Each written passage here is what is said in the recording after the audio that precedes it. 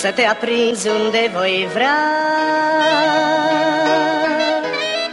să te aprinzi în orice clipă, când glasul meu te va chema. Te văd cum mă urmărești, nu știu ce vrei, cine ești. Știu doar că trebuie să-ți spun, dintre cei mai răi, tu ești cel mai bun.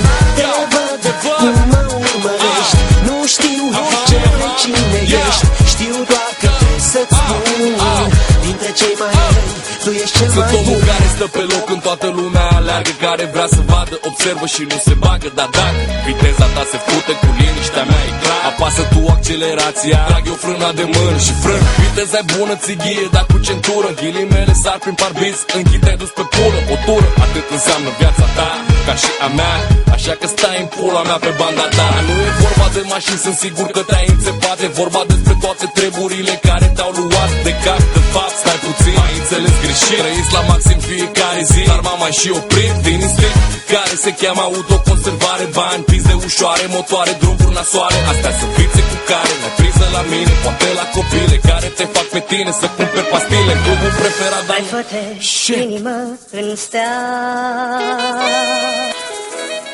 să te aprinzi unde voi vrea,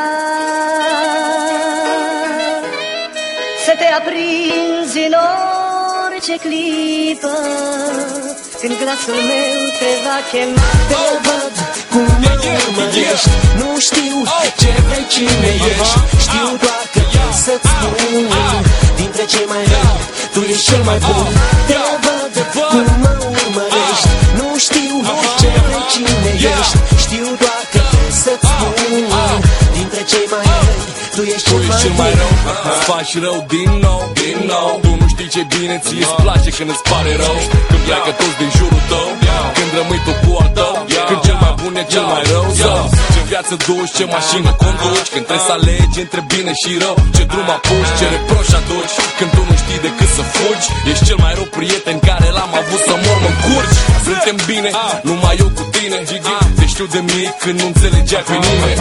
Acum știi, mă știi prea bine și asta nu-mi convine, fiindcă nu pot câștiga cu tine, nu pot câștiga cu mine, și asta mă transformă în tine. Prietene, drumul ăsta nu-i de mine, mergi singur dacă vrei, eu schimb acazul, fac încet pasul, Dragoș, nu te mai cunosc nici eu pe grasul. Prefă-te inimă în stea, să te aprinzi unde voi vrea,